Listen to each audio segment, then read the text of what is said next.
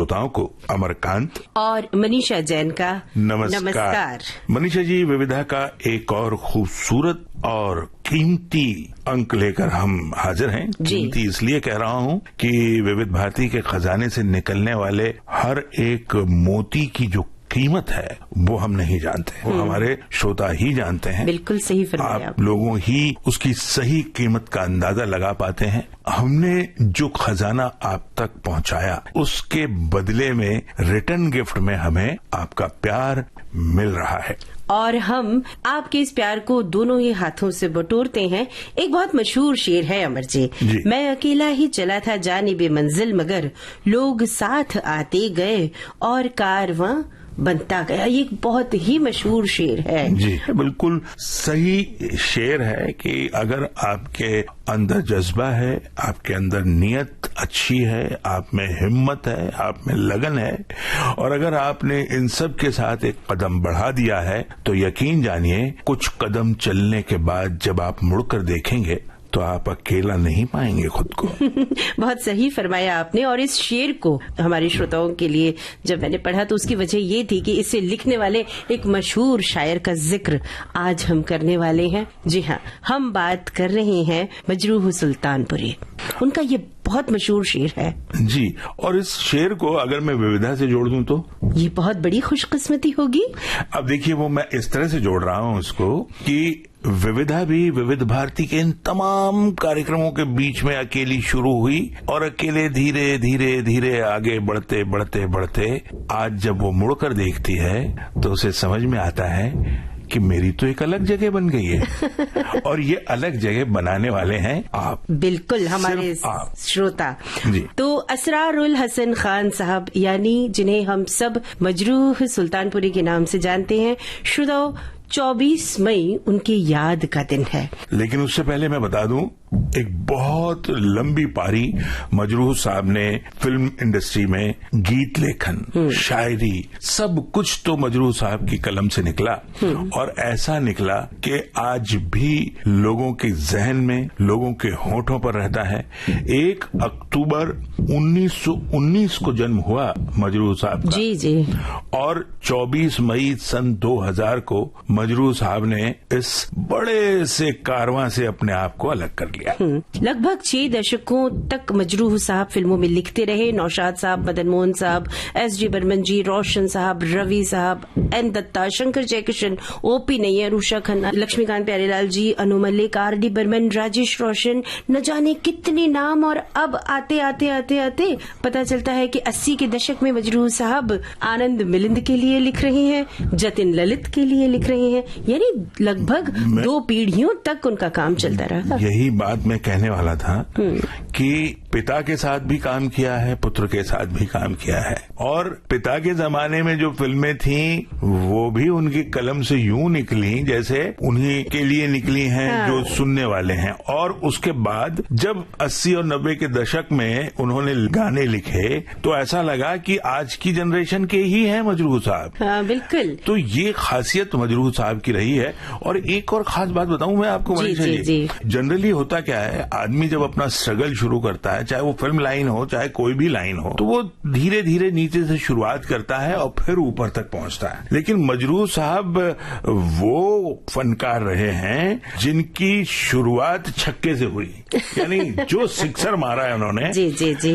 एक जमाना कुंदनलाल सहगल साहब का था और मजरूह साहब ने जब पहला अपना करियर शुरू किया तो वो करियर जब दिल ही टूट गया, गम दिए मुस्तकिल, अरे साहब, नौशाद साहब का संगीत, क्या बात है। और यहाँ तक उनको पहुँचाया था कारदार साहब ने। बिल्कुल। और एक गजल है मजरूह साहब की, हमें लगता है कि फिल्मों में शायद ही कोई दूसरी गजल हमारे सुनने में आई है जिसमें शायर का नाम, यानी जो गजल का मक्ता होता है जिसमें शायर अपना नाम लिखते हैं, अपना तखल्लुस लिखते हैं, वो गजल है फिल्म दस्तक की, हम हैं मताए कूचाओ। आइए इस गजल को सुनते हैं। लता अहले वफा का नाम, हम भी खड़े हुए हैं गुनहगार की तरह। क्या लाफानी गजल, बिल्कुल सही कहा आपने। और आप अगर गुनहगार की तरह खड़ी नहीं होना चाहती हैं तो एक बात मैं आपको बता देता हूँ कि जल्द से जल्द मजरूह साहब की कोई रिकॉर्डिंग सुनवाइए, वरना हमें गुनहगार करार दे दिया जाएगा। तो श्रोताओ, आप जिस चीज का इंतजार कर रहे हैं, आइए सुनते हैं वही रिकॉर्डिंग। इस रिकॉर्डिंग की खास बात है, हम अपने श्रोताओं की ही फरमाइश पर इस रिकॉर्डिंग को इसके पूरी अनाउंसमेंट के साथ सुनवा रहे हैं। एक जमाने में चित्रशाला प्रोग्राम हुआ करता था 5 मिनट का, याद है ना अमर जी? मेरी खुशकिस्मती है कि उस समय मैं था जी, और मैंने भी कई चित्रशाला उनमें अपनी आवाज दी है जी। हाँ, लेकिन खास बात यह है कि आज जो रिकॉर्डिंग आप सुनेंगे उसमें हमारी बेहतरीन अनाउंसर, हिंदुस्तान में जिनका नाम हाउस होल्ड माना जाता था, हर घर में वो नाम लोग जानते थे, और वो नाम था कांता गुप्ता। हालांकि उनका पूरा नाम था चंद्रकांता गुप्ता। जी हाँ, लेकिन वो मशहूर थी कांता गुप्ता जी के नाम से। तो शुरुआत में श्रोताओं आप सुनेंगे अनाउंसमेंट कांता जी की आवाज में, और बाद में है मजरूह साहब की आवाज। चित्रशाला। आज इस कार्यक्रम में सुनी मजरूह सुल्तानपुरी से टिप्पणी सहित एक गजल।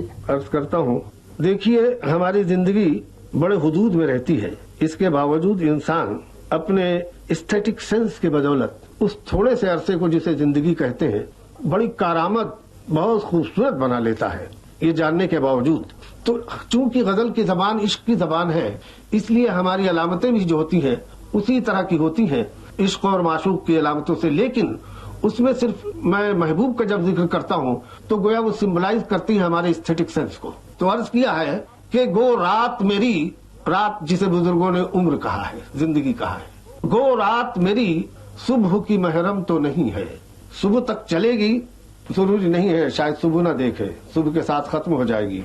गो रात मेरी सुबह की महरम तो नहीं है, सूरज से तेरा रंगे है ना कम तो नहीं है।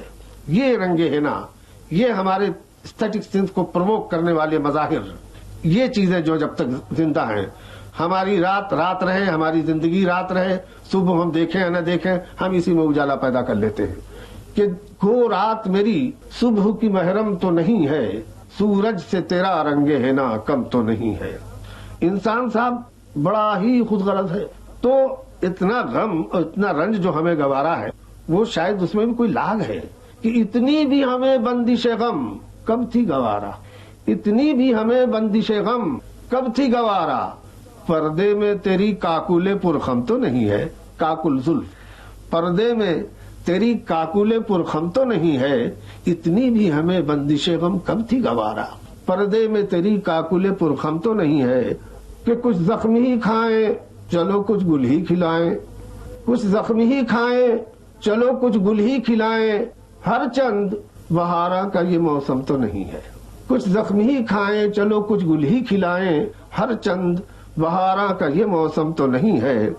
चाहे वो किसी का हो लहू, अर्ज किया है कि चाहे वो किसी का हो लहू दामन गुल पर, चाहे वो किसी का हो लहू दामन गुल पर, सयाद ये कल रात की शबनम तो नहीं है, चाहे वो किसी का हो लहू दामन गुल पर, सयाद ये कल रात की शबनम तो नहीं है।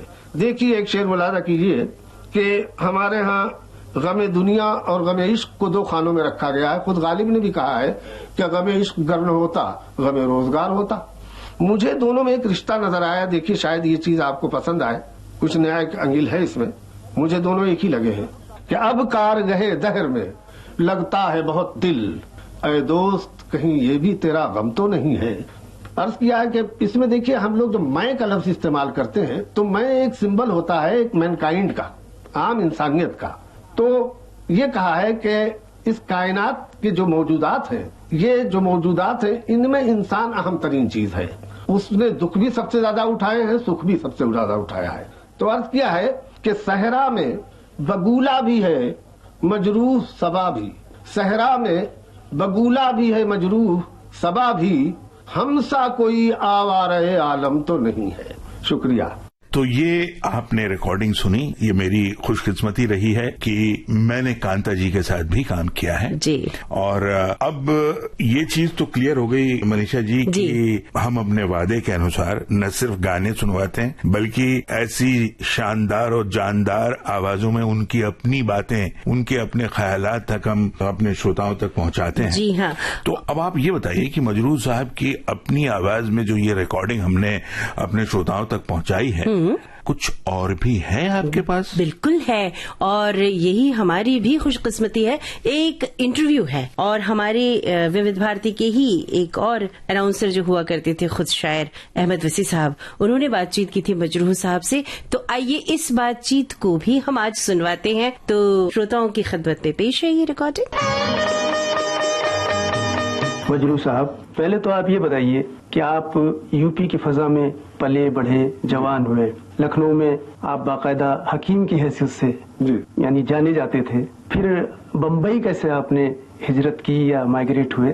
यहाँ आने की क्या वजह हुई? साहब, मेरी जिंदगी कुछ बड़े दिलचस्प हादिसों से गुजरी है जी। मिसाल के तौर पर मेरी खानदानी हैसियत एक खाते पीते किसान की है। हम लोग कभी जमींदार हुआ करते थे, मगर वो बढ़ते बढ़ते बढ़ते बढ़ते वो किसान की हालत रह गई। सुल्तानपुर में हमारी पैदाइश जो किसानों की जिंदगी और समाजी हैसियत से हुई, और कांधे पर लाठी लेके चलना, और हमारे यहाँ ठाकुरों की वो सारी रस्म रिवाज बाकी थे उस वक्त तक, धोती पहनना, कुर्ता पहनना, लाठी लेके चलना। अब शायद यही बागपन जो है आपकी शायरी में है, और आपका ये शेर की सर पर हवाए जुल्म चले सौ जतन के साथ, अपनी कुलाह कज है उसी बागपन के साथ, शायद ये उसी का वो हम लोग का नतीजा है। जी हाँ, हम लोग का मिजाज वो है। सही बात है, आपने बिल्कुल सही तजजिया किया। तो साहब, ये सन 21 में जब खिलाफत तहरीक चली अंग्रेजों के खिलाफ, उस जमाने में विदेशी कपड़े जला दिए जाते थे, विदेशी हर चीज का बाइकाट शुरू हो गया था, और तहरीक से गांधी जी भी मुत्तफिक हो गए थे वक्ती तौर पर। तो मेरे वालिद ने यह तय किया कि साहब, मैं उनका अकेली औलाद उनकी, उन्होंने ये कहा कि साहब मैं अपने बेटे को अंग्रेजी नहीं पढ़ाऊंगा। चुनाचे मेरी तालीम हुई अरबी फारसी की। अब वो हवादिस की बात कर रहा हूँ। अरबी फारसी की तालीम होने के बावजूद मैं मौलवी न बन सका, और वहाँ से रिस्ट्रिकेट हुआ अपनी आजाद अरबी पर। और रिस्ट्रिकेट होने के बाद फिर मैं चला आया लखनऊ, और वहाँ मैंने तिब की तालीम हासिल की। तिब की तालीम हासिल करने के बाद मैंने कुछ दिन तबाबत की भी, और कामयाब तबाबत की। लेकिन साथ ही साथ मेरे सुल्तानपुर में, जैसे कि उस जमाने में अवध के हर कस्बे कस्बे में शायरी, शेर शायरी का माहौल रहता था, तक़सीम से पहले मेरे यहाँ भी था। चुनाचे कुछ मुशायरा वगैरह हुआ तो उसमें एक आध गजल मैंने लिखी, और वो साहब सबसे ज्यादा पसंद की गई। तो जाहिर है कि ये दाग जो है, ऐसी रिश्वत और ऐसा डोज है। चुनाचे हुआ यही कि मेरी प्रैक्टिस पर असर पड़ने लगा, और मैं शायरी और मुशायरों में ज्यादा जाने लगा। यानी शायर जो था वो हकीम पे हावी होने लगा और हो गया आखिरकार। चुनाचे ऐसे ही घूमते घामते हमारे कुछ दोस्त अहबाब लेके हम अलीगढ़ यूनिवर्सिटी पहुंचे। वहाँ प्रोफेसर रशीद अहमद सिद्दीकी, जो हमारे बहुत बड़े अदीब और बहुत बड़े उस्ताद और बहुत बड़े साहिब तर्ज थे, उन्होंने भी सुना, और उन्होंने कहा आप मुताला कीजिए। तो मैंने कहा साहब, सुल्तानपुर में तो मुताले की कोई गुंजाइश है नहीं, बहुत छोटी सी जगह है। खुदा जाने उनके जी में क्या है, हालांकि उनके पास मुझ जैसे हजारों पहुंचा करते थे, इसमें कोई शुबा ही नहीं। और ड्यूटी सोसाइटी, जो ऐसे तलबा जो अपनी फीस अदा नहीं कर सकते, उनकी देखरेख के लिए और उनकी फीस अदा करने के लिए, उनकी जरूरतें पूरा करने के लिए एक ड्यूटी सोसाइटी थी। उसके चेयरमैन भी थे। तो उनको ऐसे लड़कों की कमी नहीं थी जिनको अपने यहाँ रख लेते, मगर किसी से न कहा। मुझसे कहा उन्होंने कि आप हमारे यहाँ जाइए। अच्छा। तो मैं वहाँ 3 साल रहा। सन 44 के आखिर तक। सन 45 में एक मुशायरा बम्बई में हुआ, तो जिगर साहब वहाँ से गुजरे, और मैं उनके ज़ेर साया, शेर तो पहले कहता ही था, लेकिन गजलें कहने की तरफ उनके ज़ेर साया राजी हुआ। हालांकि मुझसे किसी ने कहा नहीं कि तुम गजलें कहो, लेकिन वहाँ पर जो सुनने वाले आते थे, मौलाना असद मोहाली, डॉक्टर जाकिर हुसैन जो हमारे राष्ट्रपति में रह चुके हैं, डॉक्टर आबिद हुसैन, ये दानिश्वर बड़े बड़े आते थे। और रशीद साहब शाम के खाने पर मुझे और जज्बी गुदों को बुला लिया करते थे, और हमें शेर सुनाने पड़ते थे।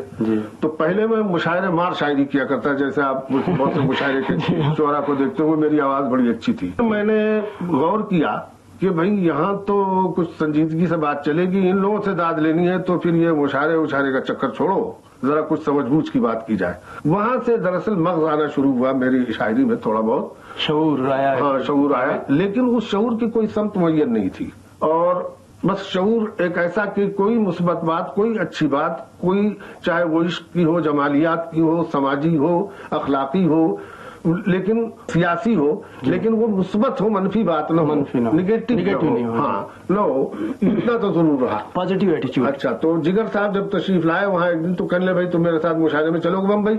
मैंने कहा चलिए।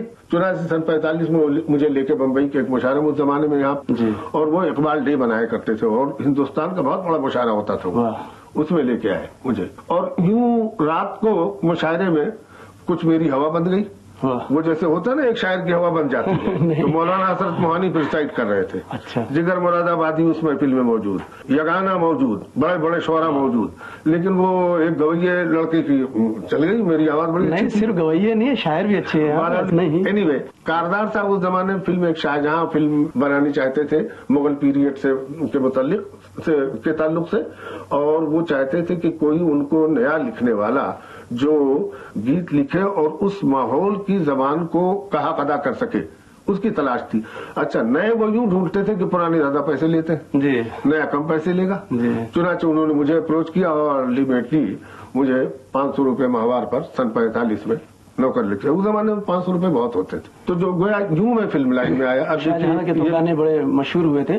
जी हाँ, जब दिल ही टूट गया, तो उनको सैगल मरहूम पसंद था कि उन्होंने वसीयत की थी कि ये गीत मेरी अर्थी के साथ जाए। बचता हुआ चला लाहौर में ऐसा ही हुआ था कि ये गीत उनकी अर्थी के साथ गया था, जब दिल ही टूट गया हम जी के। उससे तो और भी शोहरत। जी हाँ, शोहरत हुई, बहुत काफी शोहरत हुई, लेकिन फौरन ही मैं दिलचस्प बात जो कह रहा हूँ वो ये कि मेरी देखिए 3-4 मोड़ हमारी जिंदगी के देखे आपने, वो सब बड़े दिलचस्प है और प्लान नहीं है जी, प्लान कोई नहीं है, सब खुशगवार हादसे की हैसियत से।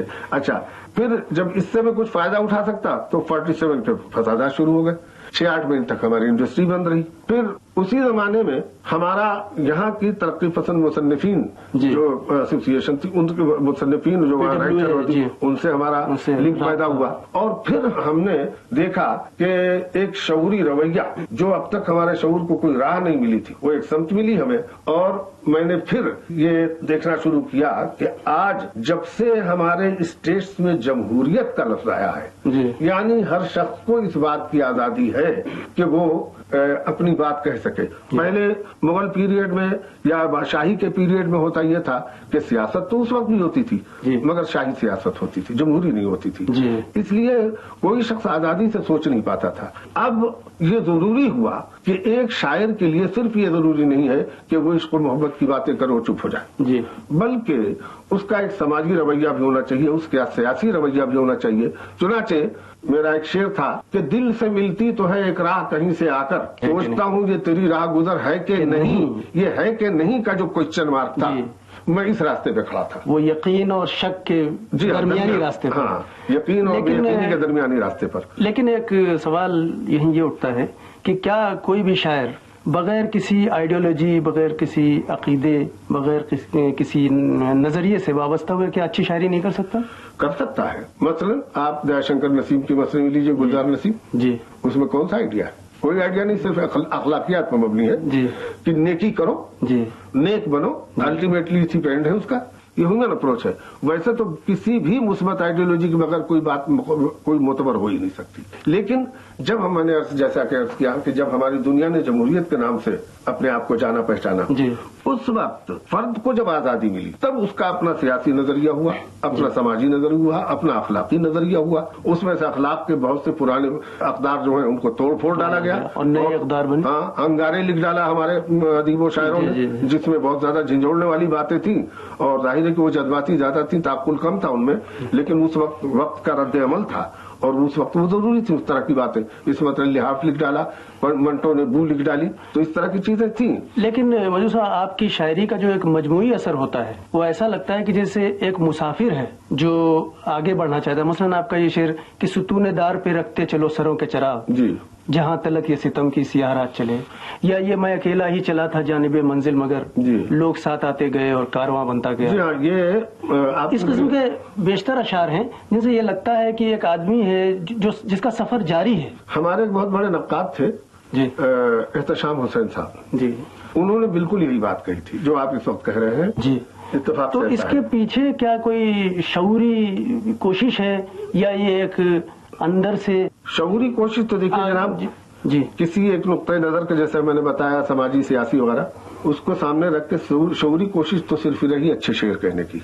अच्छा, लेकिन अकेलापन जो मेरा रहा उसकी हकीकत यह है कि जिस वक्त मैं तरक्की पसंद मुसन्निफीन से वाबस्ता हुआ तो गजल का एक बहुत बड़ा ग्रुप जो जिगर और फानी और इनके साथ चलता था, जिसमें शकील मजाहमी, खुमार बंकी, इस तरह के थे, उनसे मैं कट ऑफ हुआ। अब वहां से मैं गालियां पड़ी कि साहब ये जो है तरक्की पसंद हो गया। तो ये हो गया जिसकी वजह से मैं तनहा रहा दोनों तरफ से। और मैं एक अजीब बात बताऊं आपसे कि उस जमाने में सन 45 से लेके सन 52 तक जो तरक्की पसंद अशार गजल में मैंने कहे हैं, तनहा मैंने कहे हैं, और आपको अजीब लगेगा और मेरे सुनने वालों को भी शायद अजीब लगे, लेकिन मेरी उम्र के और मेरे उम्र से कुछ कम के अच्छे जानकार नक्कादों और पढ़े लिखों से अगर बात पूछी जाए तो साथ करेंगे मेरी इस बात की। 7 साल मैं अकेला रहा हूं। उस वक्त मैंने आपको शेर दिया, मैं अकेला ही चला था जानिब मंजिल, मगर लोग साथ आते गए और कारवां बनता गया। देख जिंदा से परे रंगे चमन जोशे बहार, रक्स करना है तो फिर पांव की जंजीर न देख। शबे जुल्म नरगए राहजन से पुकारता है कोई मुझे, शबे जुल्म नरगए राहजन से पुकारता है कोई मुझे, मैं फराज दार से देख लूं कहीं कारवाने सहर न हो। ये जो बातचीत अभी आपने सुनी, एक शायर जब दूसरे शायर से बात करता है तो बातों का जो स्तर होता है, जो स्टैंडर्ड होता है, जो एक उसका मयार होता है, वो अलग ही होता है। बिल्कुल, वो बातचीत एक आम बातचीत से अलग होती है। और फिर बातचीत में अगर मजरूह साहब हो तो फिर क्या कहना है। क्या बात। अब मजरूह साहब की एक और बात मैं आपसे करना चाहता हूँ। मुझे बड़ा अच्छा लगता है जब मैं मजरूह साहब का लिखा गाना सुनता हूँ, हम हैं मताए कूचा बाजार की तरह, और उसके बाद अचानक याद आ जाता है हम थे वो थे और समा रंगीन, समझ गए ना। हाँ, उसके बाद याद आ जाता है चलती का नाम गाड़ी का दूसरा गाना, हाल कैसा है जनाब का, जी हाँ, जी हाँ। पहले मेरा दे दो 5 रुपया 12 आना। इस तरह के जो गाने क्या रेंज है, देखिए ना। और भी कई फिल्में हैं, कई गाने हैं, लेकिन यहाँ हम एक गाना जो एक कॉमेडियन पे फिल्माया गया, जॉय मुखर्जी के साथ एक अपने जमाने के बड़े मशहूर कॉमेडियन थे इंद्रसेन साहब। अब मैं ये नाम जानबूझ के ले रहा हूँ। IS जौहर साहब की बात कर रहे हैं आप, कमाल के कलाकार। और श्रोताओं, आपको जरूर याद आ रहा होगा हम किस गाने का जिक्र कर रहे हैं। जी हाँ, शागिर्द का बड़े मियां दीवार। आकाशवाणी है, आइए सुने राष्ट्रीय फिल्म पत्रिका चित्र भारती। Science, light, sound, camera, action.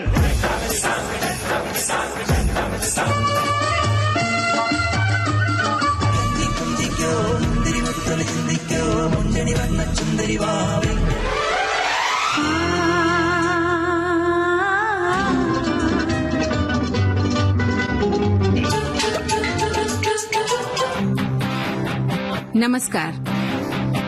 राष्ट्रीय फिल्म पत्रिका चित्र भारती के मई महीने के इस अंक में आप सभी का बहुत स्वागत।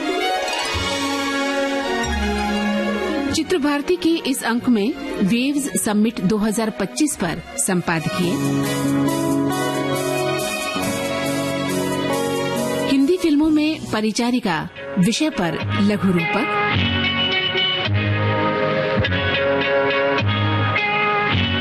रुपहला पर्दा रुपहली बातें गीतकार प्रेम धवन पर केंद्रित होगा, और अंत में स्मृति शेष। तो पहले आज का संपादकीय वेव्स समिट 2025 पर। सूचना एवं प्रसारण मंत्रालय द्वारा भारत का पहला विश्व ऑडियो विजुअल मनोरंजन शिखर सम्मेलन यानी वेव्स समिट 2025 1 मई 2025 से 4 मई 2025 तक मुंबई के जियो वर्ल्ड कन्वेंशन सेंटर में संपन्न हुआ, जो मीडिया और मनोरंजन उद्योग के लिए एक वैश्विक शिखर सम्मेलन था, जिसमें विशेष रूप से भारतीय मीडिया और मनोरंजन उद्योग पर ध्यान केंद्रित किया गया। इस 4 दिवसीय शिखर सम्मेलन का उद्घाटन माननीय प्रधानमंत्री श्री नरेंद्र मोदी ने किया। वेव एक ऐसा ग्लोबल प्लेटफॉर्म है जो आप जैसे हर आर्टिस्ट, हर क्रिएटर का है, जहां हर कलाकार, हर युवा एक नए आइडिया के साथ क्रिएटिव वर्ल्ड के साथ जुड़ेगा। इस ऐतिहासिक और शानदार शुरुआत के लिए मैं देश विदेश से जुटे आप सभी महानुभावों को बहुत बहुत बधाई देता हूं। आप सबका अभिनंदन करता हूं। इस शिखर सम्मेलन में 90 से अधिक देशों के 10,000 से भी अधिक प्रतिनिधियों ने हिस्सा लिया। दुनिया भर के कलाकारों, इंडस्ट्रियलिस्ट को एक साथ लाया गया। हजारों क्रिएटर्स, कंपनियां और स्टार्टअप इससे जुड़े। वेव्स 2025 की टैगलाइन रखी गई, connecting creators, connecting countries. Waves summit 2025 का उद्देश्य रहा क्रिएटिविटी और डिजिटल कंटेंट के साथ भारत को ग्लोबल पावर के तौर पर स्थापित करना। इसमें broadcasting, film, digital media, infotainment जैसे फील्ड के बारे में जानकारी दी गई। माननीय प्रधानमंत्री श्री नरेंद्र मोदी ने इस समिट में क्रिएटिविटी इकोनॉमी की बात की और कहा कि Bharat film production, digital content, fashion और म्यूजिक का ग्लोबल हब बन रहा है। साथ ही उन्होंने कहा कि अभी इसमें वेव्स अवार्ड भी लॉन्च होने वाले हैं, जो आर्ट और क्रिएटिविटी की दुनिया में सबसे प्रतिष्ठित अवार्ड होंगे। इस सम्मेलन में बॉलीवुड सितारों से लेकर साउथ के दिग्गज सितारे और फिल्म मेकर्स भी शामिल हुए। समिट में अक्षय कुमार, आलिया भट्ट, रणवीर कपूर, एस राजामौली, मोहनलाल, रजनीकांत, मिथुन चक्रवर्ती, हेमा मालिनी, शाहरुख खान जैसे कई सितारे सम्मिलित हुए। Ambition, hunger, pain, problems, those are just lofty words. You just need to be determined. ये मेरी दुनिया है और मुझे यहाँ पर काम करना है। I had the ability, I had the skill, maybe a little bit, बहुत ज्यादा नहीं, इतना talented नहीं हूँ मैं, but I had lots of hard work, and that's all you need to make a place for yourself if you're an outsider. Yeah. इस विश्व दृश्य, श्रव्य और मनोरंजन सम्मेलन यानी वेव्स 2025 ने देसी विदेशी बाजार तक युवाओं की पहुंच को भी आसान बना दिया है। मुझे जो कोलैबोरेशंस वाले सत्र है ना, जैसे इजराइल के डॉन वॉलमैन आए हुए हैं, उन लोगों को सुनने में ज्यादा इंटरेस्ट है। मुझे लगता है कि अगर वो लोग बात करेंगे कि कैसे फॉरेन कोलैबोरेटर्स के साथ ये जो हमारी स्टोरीज है और उनके पास जो टेक्निक है, इसका कोलैबोरेशन करके कैसे हम आगे काम कर सकते हैं। इस वेव्स बाजार में देश के कोने कोने से प्रतिभाएं अपना कंटेंट लेकर पहुंची और उम्मीद है कि इन प्रतिभाओं को भारत के साथ ही विभिन्न देशों के बड़े बड़े OTT प्लेटफॉर्म और प्रोडक्शन हाउस से संपर्क कर अपना काम दिखाने का सुनहरा अवसर मिलेगा। ये इस तरह का प्रयास है कि विश्व को एक संकेत जाता है कि ये सिर्फ एक बाजार नहीं है, यहाँ पर सोच बुद्धि है, विचार हैं, कल्पनाएं हैं, आइडियाज हैं और कहानियां हैं कि विश्व की आंखें जो हमारी तरफ हैं वो सिर्फ हमारी बाजार की तरफ ना हो, हमारे विचार की तरफ। वेव्स का लक्ष्य 2029 तक $50 बिलियन का बाजार खोलना है, जिससे वैश्विक मनोरंजन अर्थव्यवस्था में भारत की उपस्थिति का विस्तार होगा। इस सम्मेलन में क्रिएटर्स चैलेंज और क्रिएटोस्फीयर जैसे कार्यक्रमों के माध्यम से 60 देशों के 1 लाख से अधिक क्रिएटिव प्रोफेशनल्स ने हिस्सा लिया। इनमें से 800 फाइनलिस्ट चुने भी गए। गौरतलब है कि इस तरह के सम्मेलनों से भारत की रचनात्मक अर्थव्यवस्था आने वाले वर्षों में देश की GDP में उल्लेखनीय योगदान देगी। ये भारत में ऑरेंज इकोनॉमी के उदय का समय है, जो विषय रचनात्मकता और संस्कृति पर आधारित है। कलाकार के साथ में मीडिया है, पॉलिटिकल बैकग्राउंड है, IT है, AI है, सॉफ्टवेयर है, हार्डवेयर है, सब मिला के एक गुलदस्ता है जहाँ पे सब कुछ साथ में है। और अगर वो सब साथ में रह के काम करेंगे तो शायद हम बहुत बहुत आगे जा सकते हैं। और ब्रॉडकास्टिंग से लेके स्पॉन्सर तक सबको इकट्ठा करेंगे और लगता है कि एक बहुत बड़ा लॉन्चिंग प्लेटफॉर्म है जहाँ से हम आकाश में कई ऊंचाइयां सर कर सकते हैं। ये भारत का पहला वैश्विक मीडिया संवाद है जो 25 देशों के मंत्री स्तरीय प्रतिनिधियों को एक साथ एक मंच पर लेकर आया। साथ ही इस संवाद से अंतर्राष्ट्रीय भागीदारी और नीतिगत चर्चाओं को बढ़ावा मिला, जिससे वैश्विक मीडिया परिदृश्य में भारत के नेतृत्व को और मजबूती मिली। इस 4 दिवसीय सम्मेलन में दिग्गजों ने तकनीक और सिनेमा से जुड़े अलग अलग पहलुओं पर चर्चाएं की। नहीं, ये कोरिया से है। हाँ, इंडिया कोरिया के बीच में हम लोग एक एनिमेशन शो कर रहे हैं। ये हम दोनों पार्टनर्स हैं। ये इंडो कोरिया का फर्स्ट को प्रोडक्शन एनिमेशन प्रोजेक्ट अभी बन रही है और ये है जी है, इनको बुलाया गया है कोरिया से to represent here and understand, and I am from Hyderabad. इन सत्रों में फिल्मी सितारों ने हिस्सा लिया। बड़ा कमाल का आयोजन है जो आज ये इसका जो इनॉग्रल सेशन हुआ है और आज जिस तरह से उद्घाटन किया प्रधानमंत्री जी ने, दुनिया भर के क्रिएटर्स, कला क्षेत्र से जुड़े हुए और रचनात्मक क्षेत्र से जुड़े हुए लोग यहाँ एकत्रित हैं, तो ये अद्भुत है, अतुलनीय है। भविष्य के स्टूडियो, भारत को विश्व स्टूडियो मानचित्र पर लाना, भारत का नव प्रवर्तन पुनर्जागरण, भारतीय संस्कृति को विश्व तक ले जाना, सिनेमा, द सॉफ्ट पावर, इन सभी विषयों पर फिल्मी सितारों ने अपने अपने विचार रखे।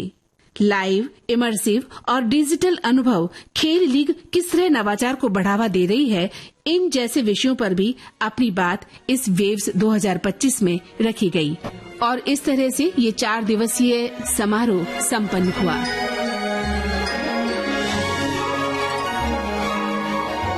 आप सुन रहे थे संपादकीय वेव्स समिट 2025 पर। और अब लघु रूपक हिंदी फिल्मों में परिचारिका।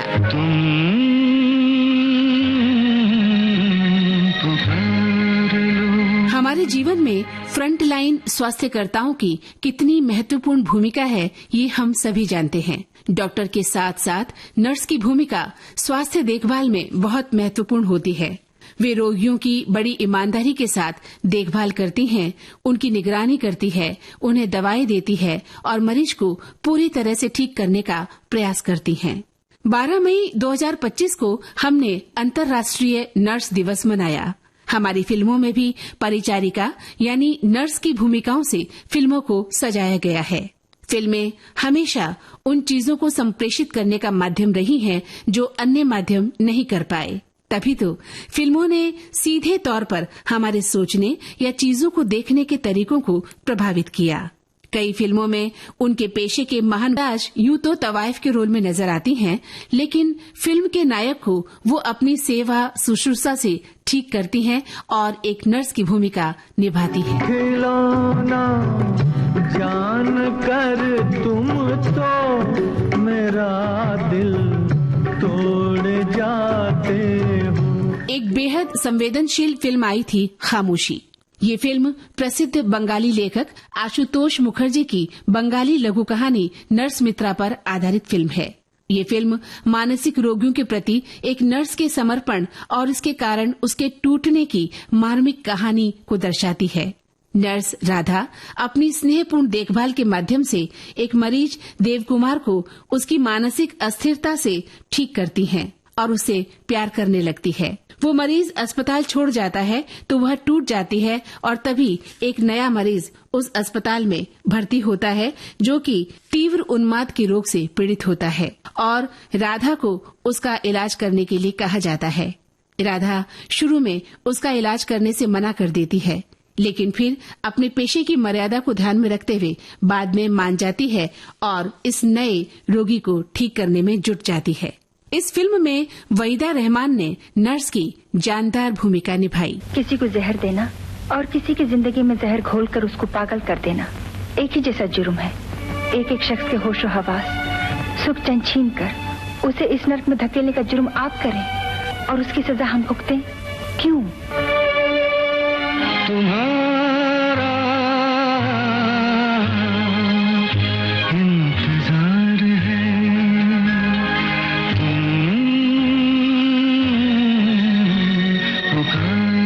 1971 में एक फिल्म आई आनंद। इस फिल्म में राजेश खन्ना और अमिताभ बच्चन मुख्य भूमिकाओं में नजर आए। हालांकि ललिता पंवार मुख्य रूप से नकारात्मक भूमिकाओं के लिए जानी जाती है, लेकिन उन्होंने कुछ सकारात्मक भूमिकाएं भी निभाई, जैसे कि फिल्म आनंद में एक नर्स की भूमिका। मैं क्या अपने लिए सख्ती करती हूँ? तुम लोगों को तो बच्चों की तरह संभालना पड़ता है और माएँ क्या डांटती नहीं बच्चों को? हाँ, बाद में मुझे भी ये ख्याल आया कि सब लोग आपको सिस्टर क्यों बुलाते हैं? मदर बुलाना चाहिए। मैं मदर मैट्रन बुलाऊंगा। कहना मानोगे ना माँ का? जरूर, अब तो माँ से दोस्ती हो गई। तो फिर चलो कैबिन में। नहीं नहीं नहीं, कैबिन में नहीं, वहाँ अकेले पड़े पड़े मैं मर जाऊंगा। चाहो तो अपने घर ले चलो, लेकिन वहाँ नहीं। देखना कैसे बांध के रखती हूँ मैं। ललिता पंवार ने इस फिल्म में अपनी नर्स की इस भूमिका को अच्छी तरह से निभाया और ये भूमिका उनके करियर की एक यादगार भूमिका। आश्रम की अगर बात करें तो इस फिल्म में बंगाली अभिनेता उत्तम कुमार डॉक्टर दीपक चौधरी की भूमिका में नजर आते हैं। वहीं नायिका शर्मिला टैगोर नर्स यानी परिचारिका आशा डिसूजा की भूमिका में हैं। नर्स की इस भूमिका में शर्मिला टैगोर बहुत ही खूबसूरत नजर आती हैं और उन्होंने इस फिल्म में शानदार अभिनय पे सत्ता बरबस ही याद आ जाती है। इस फिल्म में हेमा मालिनी एक खूबसूरत नर्स इंदु का किरदार निभाती नजर आती है। फिल्म में दिखाया गया कि परिचारिका यानी नर्स अपनी ड्यूटी और मरीजों के इलाज के प्रति कितनी वफादार, अनुशासित और परिष्कृत होती है। तो 90 में आई फिल्म अग्निपथ में भी नर्स की भूमिका को बखूबी दर्शाया गया है। इस फिल्म में मैरी नाम की नर्स की भूमिका माधवी ने बखूबी अदा की है। संजय लीला भंसाली की एक फिल्म आई गुजारिश 2010 में। ये फिल्म एक मरीज के जीवन में एक नर्स के महत्व को दर्शाती है। फिल्म में नर्स बनी ऐश्वर्या रॉय की भूमिका वास्तव में फिल्म के शीर्षक गुजारिश यानी अनुरोध को सही साबित सबसे बड़ा और सहानुभूतिपूर्ण व्यक्ति के रूप में दिखाया गया है। लेकिन 2020 में एक फिल्म आई लूडो। इस फिल्म में नर्सें शीजा और शालिनी के किरदार अपरंपरागत तरीके से फिल्माई गई, यानी वे फिल्म में किसी भी मरीज के दुर्व्यवहार को बर्दाश्त नहीं करती। इस फिल्म ने विभिन्न फिल्मों में बनाई गई नर्सों की छवि को चुनौती दे डाली और इस फिल्म में उनका एक अलग पक्ष भी देखने को मिला कि आखिर नर्स भी एक इंसान होती है और उसे भी किसी बात का, किसी के दुर्व्यवहार का बुरा। मिली में जानवी कपूर जहां नर्स के रोल में नजर आएंगी, वहीं फिल्म कुली नंबर 1 में नर्स के रोल का इस विषय पर एक लघु रूपक। रुपहला पर्दा रुपहली बातें में आज दिल को छू लेने वाले कलाकार प्रेम धवन के बारे में अब करते हैं चर्चा। लेखनी के चमत्कारी सूर्य पुरुष कम नहीं हैं। उन्हीं में से एक नाम है गीतकार प्रेम धवन का, जिनकी कलम की नोक से ओजस्वी और भावुक शब्दों की सरिता बही। प्रेम धवन उन गीतकारों में से थे जिन्होंने जितना लिखा सार्थक लिखा, सकारात्मक लिखा और संवेदनशील होकर लिखा। साहित्य में गहरी रुचि होते हुए भी उनके गीतों में सरलता नजर आती है। प्रेम धवन शुरुआत से ही प्रगतिशील लेखक संघ से जुड़ गए। पढ़ाई के दौरान ही इप्टा की गतिविधियों और ड्रामों में हिस्सा लेना उनका शगल था। उनकी गिनती देश के मशहूर गीतकारों में होती है। लेकिन प्रेम धवन सिर्फ गीतकार ही नहीं बल्कि संगीतकार, कोरियोग्राफर और अभिनेता भी थे। प्रेम धवन ने साल 1946 में लाहौर में ख्वाजा अहमद अब्बास की फिल्म आज और कल में संगीतकार ख्वाजा खुर्शीद अनवर के सहायक के तौर पर अपना करियर शुरू किया था। वे जब इंडियन पीपुल्स थिएटर एसोसिएशन में शामिल हुए तब उन्होंने यहां जुड़ने के बाद मशहूर संगीतकार पंडित रविशंकर से संगीत सीखा और ये शिक्षा उन्होंने लगातार 4 वर्षों तक ली।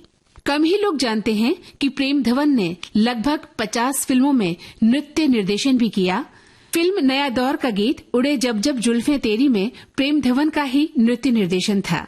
फिल्म 2 भीगा जमीन के गीत हरियाला सावन ढोल बजादा आया में तो प्रेम धवन खुद थिरकते नजर भी आए। लेकिन जब बात गीतकार प्रेम धवन की हम कर रहे हैं तो एक गीतकार के तौर पर उन्हें पहला ब्रेक मिला फिल्म जिद्दी के लिए। लता मंगेशकर का गाया गीत चंदा जारे जारे ये उनका पहला हिट। बॉम्बे टॉकीज ने गीत, लेखन और नृत्य निर्देशन के लिए उन्हें अनुबंधित कर लिया। बॉम्बे टॉकीज से अनुबंध के पश्चात जब उन्होंने स्वतंत्र लेखन किया तब संगीतकार अनिल बिस्वास, सलील चौधरी, मदन मोहन और चित्रगुप्त के साथ कई गीतों की रचना उन्होंने की और वे गीत यादगार और कालजयी गीत बन गए। कहते हैं प्रेम धवन को बतौर गीतकार पहचान बनाने में लगभग 7 वर्ष तक फिल्म इंडस्ट्री में कठोर संघर्ष करना पड़ा था। इस दौरान उन्होंने जीत, आरजू, बड़ी बहू, अदा, मोती महल, आसमान, ठोकर और डाक बाबू जैसी फिल्में भी की, लेकिन इन फिल्मों से उन्हें कुछ खास फायदा नहीं हुआ। वर्ष 1955 में फिल्म आई वचन। इस फिल्म की कामयाबी के बाद प्रेम धवन बतौर गीतकार कुछ हद तक अपनी पहचान बनाने में सफल हुए। फिल्म वचन का गीत चंदा मामा दूर के श्रोताओं में आज भी लोकप्रिय है। 1956 में राज कपूर की फिल्म आई जागते रहो और लता मंगेशकर का गाया यह गीत काफी हिट भी हुआ। सलील चौधरी के संगीत निर्देशन में बनी फिल्म काबुलीवाला की सफलता के बाद प्रेम धवन शोहरत की बुलंदियों पर जा पहुंचे।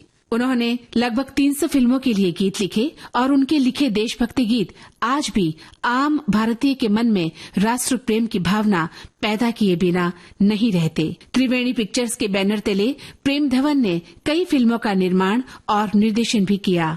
इन फिल्मों के जरिए प्रेम धवन ने परिवार नियोजन, राष्ट्रीयता और सामाजिक मुद्दों को दर्शकों के सामने पेश किया। अभिनेता मनोज कुमार के कहने पर उन्होंने फिल्म शहीद के लिए संगीत निर्देशन भी दिया। विविध भारती के संग्रहालय में प्रेम धवन का एक साक्षात्कार है, उसी के कुछ अंश हम आपको यहाँ सुनवा रहे हैं। जब मनोज कुमार की फिल्म शहीद के लिए मैं गीत लिख रहा था और संगीत दे रहा था, तो हम लोग भगत सिंह के गांव भी गए और उनकी माताजी से मिले और उनसे भगत सिंह के बारे में कई बातें पूछी। एक बात जो मेरे दिल को छू गई और जिसने मुझे सबसे ज्यादा मुतासर किया वो ये थी कि उन्होंने बताया कि फांसी से एक दिन पहले जब वो अपने बेटे से मिलने जेल में गईं तो उनकी आंख में आंसू आ गए। उस वक्त भगत सिंह ने कहा, माँ तुम रोना नहीं, अगर तुम रोगी तो कोई माँ भी अपने बेटे को देश की राह में कुर्बान होने नहीं भेजेगी। इस फीलिंग को, इस जज्बे को मैंने फिल्म शहीद में एक गीत के जरिए पेश किया है। वो है, तू ना रोना कि तू है भगत सिंह, तुम्हारे साथ हैं इन दो हाथों में तुम्हारे भारत के करोड़ों हाथ हैं।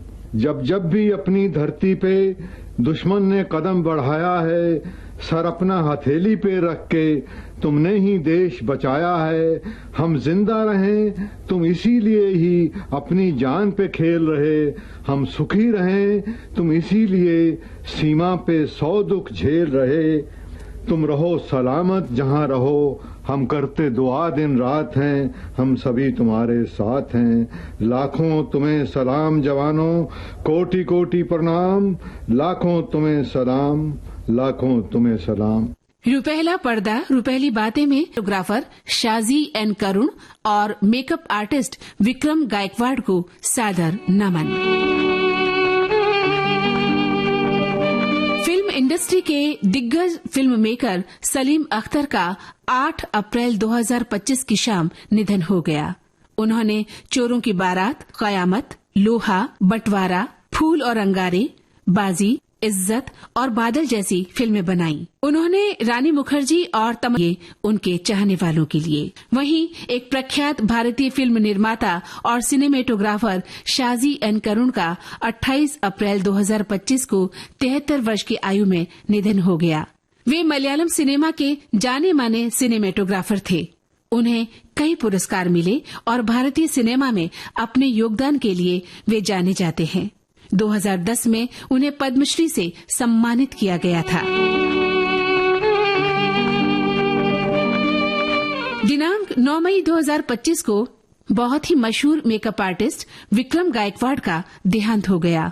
उन्होंने Panipat, bell bottom, Uri, dirty blackmail, Dangal, PK, Jhansi, super 30 और केदारनाथ जैसी कई बड़ी फिल्मों में मेकअप आर्टिस्ट, छत्रपति शिवाजी महाराज में भी एक प्रमुख मेकअप आर्टिस्ट के रूप में काम किया था। इसके अलावा विक्रम गायकवाड़ ने पावनखिंड, फतेह शिकस्त और शेर शिवराज जैसे ऐतिहासिक नाटकों में भी मेकअप आर्टिस्ट के तौर पर बेहतरीन काम किया। उन्हें 7 बार राष्ट्रीय पुरस्कारों से सम्मानित किया गया। साल 2013 में उन्हें बंगाली सिनेमा के लिए भी राष्ट्रीय पुरस्कार मिला था। इन सभी के काम और योगदान को हमेशा याद रखा जाएगा। इन सभी के लिए हमारी भावपूर्ण श्रद्धांजलि। फिल्म पत्रिका चित्र भारती का निर्माण विविध भारती सेवा मुंबई में किया गया।